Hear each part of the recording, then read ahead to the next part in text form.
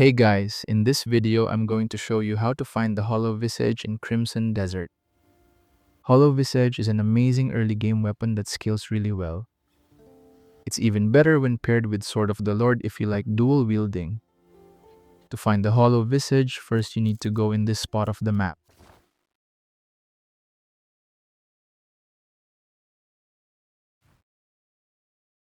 Once you're right around that area, you will find this waterfall. About halfway from the top of the waterfall, there will be a walkable path leading to an entrance.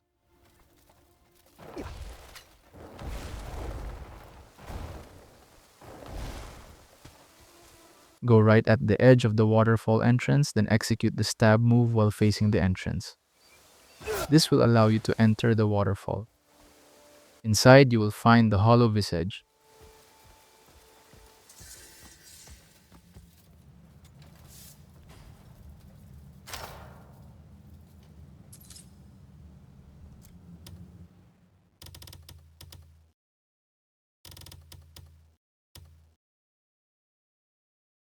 And that is how to find the Hollow Visage in Crimson Desert.